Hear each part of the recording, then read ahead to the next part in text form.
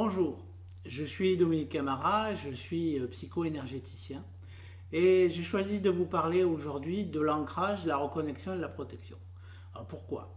Tout simplement parce que le schéma énergétique humain est très largement influencé par l'environnement général.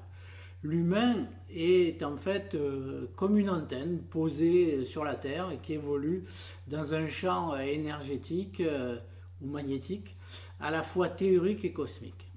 Alors, par les chakras qui sont de véritables capteurs et transformateurs d'énergie, il est sensible à cette énergie. Et comme ceci agit également sur les corps subtils, que vous pouvez appeler également l'aura, bien que ce soit plus juste de parler de corps aurique, puisqu'il y a plusieurs enveloppes, l'aura étant uniquement un rayonnement du corps éthérique dans les autres corps. Tout ce schéma énergétique est donc en interaction et nous influence en permanence, quoi que nous pensions, quoi que nous recevions, quoi que nous faisions. Et pour rester en équilibre et en bonne forme, il est nécessaire d'avoir un très bon ancrage, une bonne connexion à la Terre et une bonne connexion au cosmique. Une protection efficace contre toutes les perturbations environnantes permet aussi de garder son alignement et son discernement. Et ces perturbations, elles sont très nombreuses. Il y a d'abord les perturbations telluriques.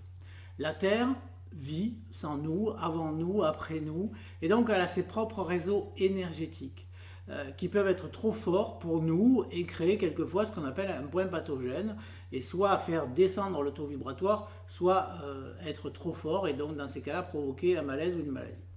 Il y a également les perturbations électromagnétiques. Alors ça, c'est difficile d'y échapper, mis à part d'aller vivre au fin fond d'une forêt et encore, qui sont très très embêtantes parce qu'en fait, notamment le Wi-Fi ou les perturbations électriques ou électromagnétiques vont faire des petits trous, comme des trous d'épingle dans les corps subtils, et cela va provoquer des fuites d'énergie, donc une baisse de forme.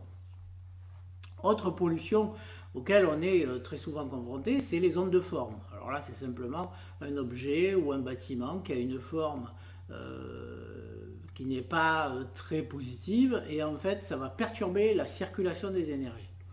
Les mémoires de forme ou les mémoires des murs, elles le sont inscrites, elles restent là inscrites sur un lieu. Et puis il y a d'autres éléments encore qui vont perturber la circulation d'énergie. À tout cela, il faut y rajouter ce que nous appelons, nous énergéticiens, les entités. Alors c'est un champ qui est assez vaste, mais on va dire que c'est, pour simplifier, les amérantes négatives, et qui en fait nous agressent ou nous pompent de l'énergie, malgré nous, et de ce fait vont nous affaiblir. Et en nous affaiblissant, cela va avoir une modification au niveau de notre champ vibratoire et surtout de notre discernement, ce qui fait qu'en fait on va finalement plus voir les choses exactement comme elles sont. Et puis pour terminer, il y a deux types de perturbations puissantes. La première, ce sont les perturbations mentales qui sont générées par les peurs, par les croyances, par les loyautés, par la pensée unique, le flot d'informations qu'on nous a distillé et qu'on continue à nous distiller à longueur de temps, à longueur de journée, la télé, la radio, Facebook, les fausses nouvelles, les choses qui n'ont finalement aucune importance, et tout simplement aussi par les gens qui nous entourent. Ce sont des perturbations mentales, ce sont des choses qui vont avoir une influence au fil du temps sur notre schéma énergétique.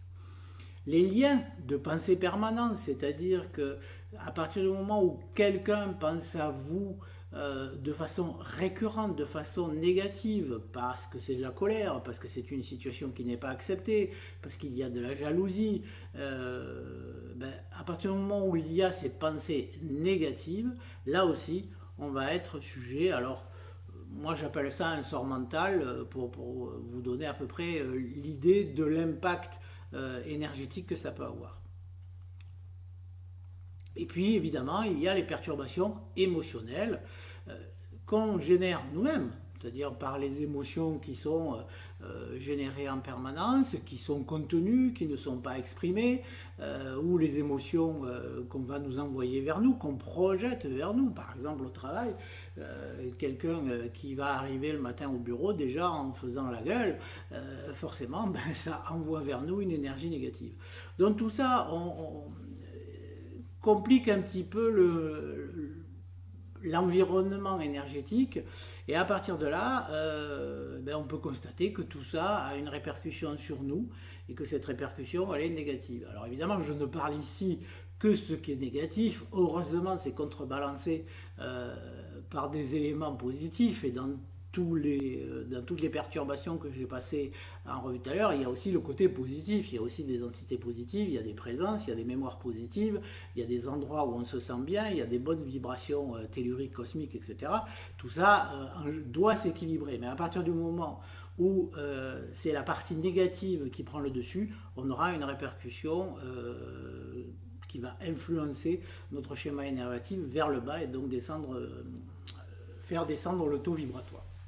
Donc, ce que je vous propose à travers cette vidéo, c'est de pouvoir approfondir ce sujet, soit au cours de conférences que je propose très régulièrement, et vous voyez ça sur Facebook ou sur mon site internet, mais aussi par des ateliers que je propose, qui permettent de travailler, de comprendre d'abord un petit peu tout ce que sont ces perturbations, et puis de travailler à la fois son ancrage, sa reliance, donc sa reconnexion, et puis de mettre en place un certain nombre de protections. Voilà, donc j'espère que vous me contacterez bientôt, soit par téléphone, soit par mail, soit